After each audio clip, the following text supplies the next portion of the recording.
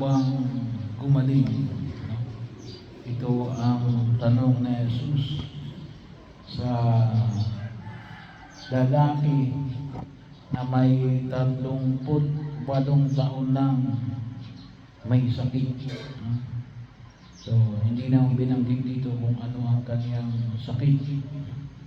Kaya lamang ay siguradong hirap na hirap ito sapagkat hindi siya makapunta doon sa deposito ng tubig, no?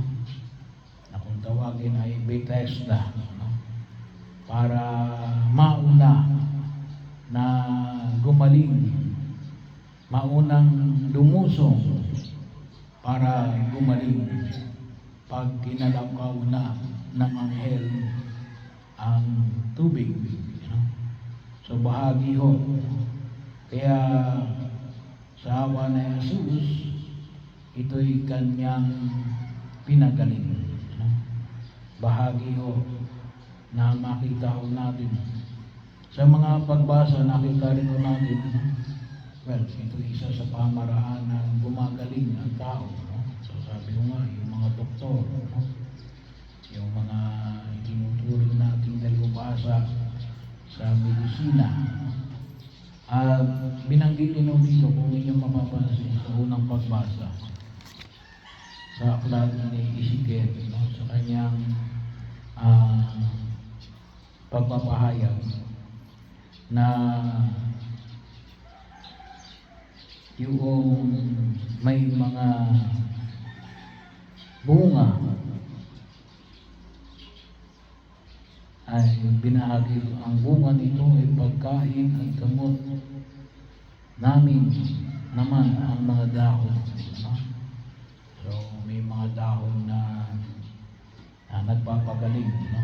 Sabi nga natin, ano, kailang isa ho sa mga caution ng mga herbal medicine, no? At kalimitan hanggang ngayon, no? May mga tinanggap po ang DOH, no? Na mga itinuturing ng mga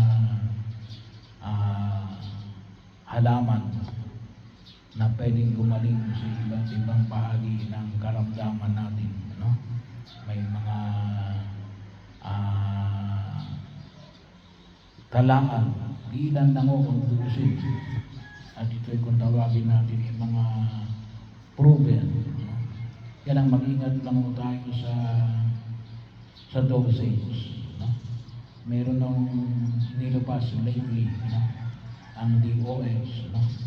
Isa nga ata rito yung tinatawag na pansit-pansitan, no? Na nagpapagaling sa certain na sakit. Kaya lamang ay kinakailangan din natin sundin, no? Yung tamang dosage, no? Kasi kapag hindi, ano, ay baka sabi nga natin, ano, ay kapag katulad din ng anumang uri ng gamot, no? Ay pwede tayong masobrahan, ano? Bahagi ho, no? Pero binahagi dito yung mga pagkakataon sa pahayag ni Propeta Ezekiel na ipinapahayag yung templo ng Jerusalem, no? Nakakibat. Pero ito ay kung tutusin pa, kung tawagin natin ay kanyang pangitain, ano? Bahagi ho kasi yung panahon ni Ezekiel, ano, ay bahagi ho ito na kung saan ay sila ay nasa Babylonian exile, no? Pero bahagi ho, ano, gusto natin na gumaling, no? Sabi nga rin, gusto mo bang gumaling? Yun ang sagot ng tanong ni Jesus. Ang sagot ng lalaki, well, hindi niya sinabing oo o hindi, no? Ang sabi niya ay wala siyang makakasama, no? Walang magdala sa kanya para mauna, kasi yun ang pinapagaling doon sa deposito sa Bethesda, no? Yung maunang lumusong ang gumagaling. Ibig sabihin, kapag siya ay nagpupunta roon, ay may nauna na, no, sa kanya, no? Kaya yun yung pagalingin yung tao. Ano? Well, lately nakita natin na sabi nga ho, na medyo harsh, yung pagkaunawa ng mga Hudyo kapag pinag-usapan natin ang araw ng pamamahinga. Siguro naman magtataka tayo bakit pinadala na Jesus, yung kanyang higaan. Kasi isang ayon sa mga dalubhasa sa banal na kasulatan, yun na lang yung kanyang ari-arian. Nandun na siya for 38 years. Most probably. Pero 38 years na siyang may sakit. So malaking bahagi ng kanyang buhay na naroon siya para siya'y gumaling. Ay yun na yung kanyang ari-arian. Ay iiwanan niya pa. Ay bahagi ho. Kaya sabi niya Jesus ay lumakad ka at dalhin mo ang iyong mga banig. Pero ano po yung panyaya na ipinapahayag ni Jesus? Una ay nais ng Diyos na tayo ay gumaling. At sabi nga natin, tayo rin gusto natin gumaling. At kinakailangan may mga pagkilos tayo. Hindi naman kinakailangan mauna tayo sa deposito ng tubig. Sa Bethesda, pero kinakailangan din na tayo ay kumilos. Una, sabi nga natin ay pangalagaan natin yung ating katawan. An ounce of prevention is better than a pound of cure. Mag-ingat po tayo sa ating pangangatawan. So, yung medyo may edad na, bawal na magdala ng mabibigat. Mag-ingat na rin sa mga paglalakad. Baka madulas. Bahagi rin ko yun na makita natin. Sa isa ho, sa kalimitan, na nadudulas ang mga tao, hindi lang kung matatanda ay yung CR. Kaya makita natin, well, ako, nililinis ko muna yung CR, kasi kahit na sabihin natin yan, ay nalinis natin ng tubig, ay kuminsan ay nagmo-moist yan, dumudulas, kaya kuminsan kapag yung paa ninyo, makita ninyo kapag nakapaa, makita natin dumudulas, kaya kuminsan kinakailangan mo ng linisin yung CR, lalong-lalo na yung pinapaliguan natin, kasi kuminsan yan ay talagang dumudulas, kahit na hindi nagagamit yan, kasi gawa ng moist. Kapag nawala na naman yung parang pinaka-moist nun, ay okay na yung pero yun, sa ating mga pamamaraan ng buhay, lifestyle, may mga bagay na kinakailangan na tayo ay magbago, pagkakataon.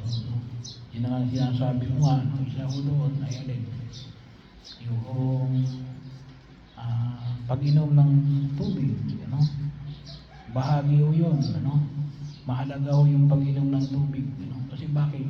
Kasi kuminsan, anong kalimitan nangyayari, ay stroke. Hindi naman ako doktor, pero sinishare ko lang kasi bahagi din ng pag-iingat natin kasi gusto natin na gumaling. Sinishare ko lang din yung aking karanasan. Kasi kalimitan nakita natin na yung kalimitan ay ang nagkakaroon tayo ng sakit saan gawa ng heart attack, kundi kaya ay yung ating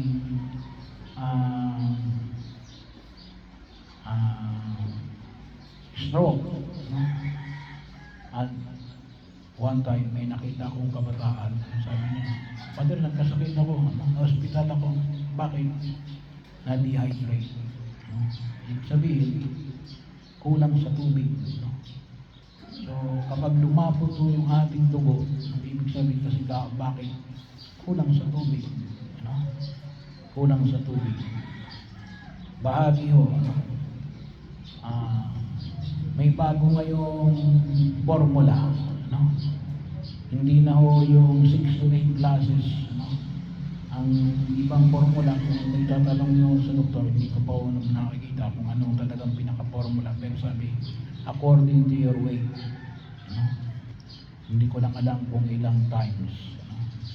So, kung ilang kilo ka, may certain amount of water na kinakailangan mong i-consume, no?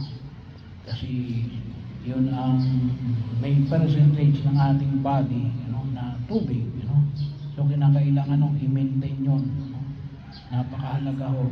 Ito, hindi pa kasama yung mga maintenance na gamot natin, no? Ay ilan lamang sa tinatawag natin na pwede nating gawin, no, para mapangalagaan natin ang ating kalusugan. Ano? Nakontusin din naman, ipahagi na, no? Tubig, no? Tubig, ay palagi na natin iniinom lang. No? Kailang kumisan, ano? Nakakalimutan natin. No? Kakailan natin yung sasabi na dehydrated tayo, no? Kapag nararamdaman natin, ano? Nakuhaw tayo, no? Hindi kaya ay yung ating lips ay natutuyo, no? Ibig sabihin yung dehydrated na tayo, no? So, ibig sabihin ay dapat ay uminom tayo ng tubig, no? Para doon. So, ilan lamang ko yun na makita ko natin, no? Kasi yung sakit ay nais rin ng may kapal na tayo pagalingin, no? Kaya nga sabi mo nga rin, no, ano, sa yung ating nabanggit ko na rin kahapon na nakarang araw, yung alin, yung pagsisimba pag-araw ng linggo, no? Na huwag natin kalimutan. Kundi kaya hindi lang every Sunday, no? Kung maaari nga every day, no? Panginoon, hindi ako karapat dapat na magpatuloy sa iyo, no? Ngunit sa isang salita mo lamang ay gagaling na ako, no?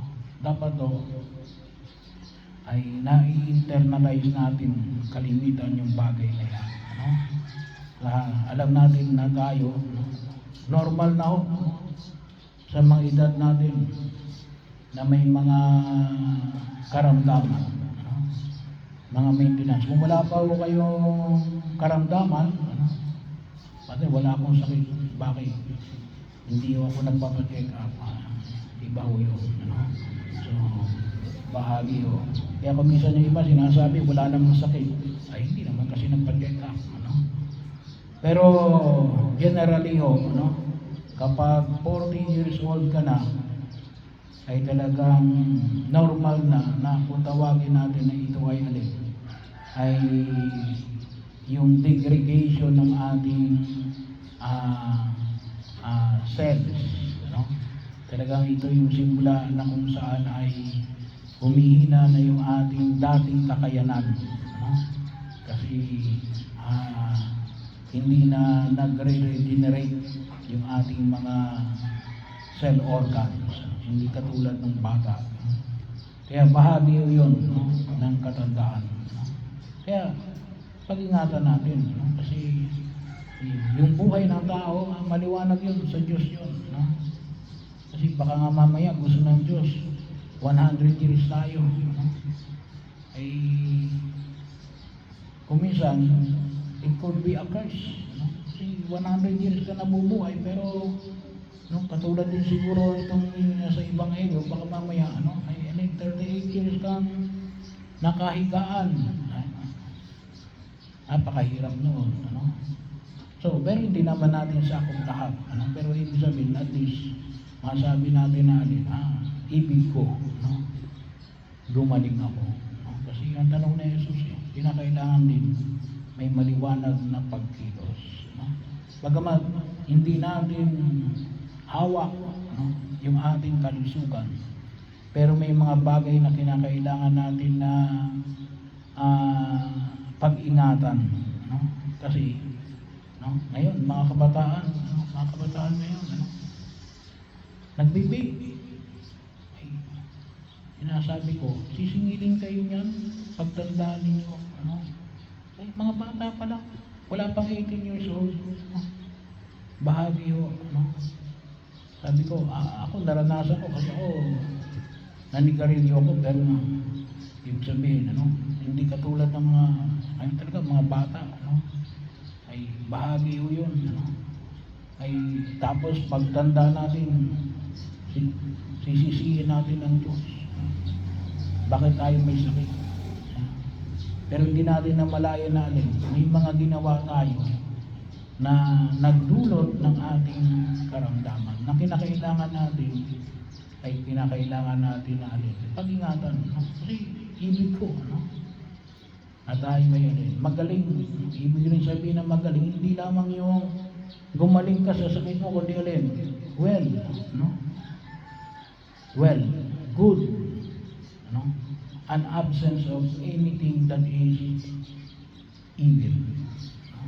Yun ang ibig sabihin. Kaya nga, yun sa karamdaman sa katawan. Pero mayroong pagsusunod. Yung sinabi na Jesus, anong sunod sa sabi ni Jesus? Ikaw ay pinagaling na. Huwag ka na uling gumawa at baka mamaya magkaroon ka ng higit pa rito. At ano yun? Yung sakit ng kaluluwa. Yun ang paalala sa atin ni Jesus. Hindi lamang nais at ang Diyos na tayo gumaling physically, ngunit hindi sila nais ng Diyos na tayo ay gumaling spiritually. Kaya isa ho sa mga sakramento na huwag natin kalimutan ay ang sakramento ng kumpisal.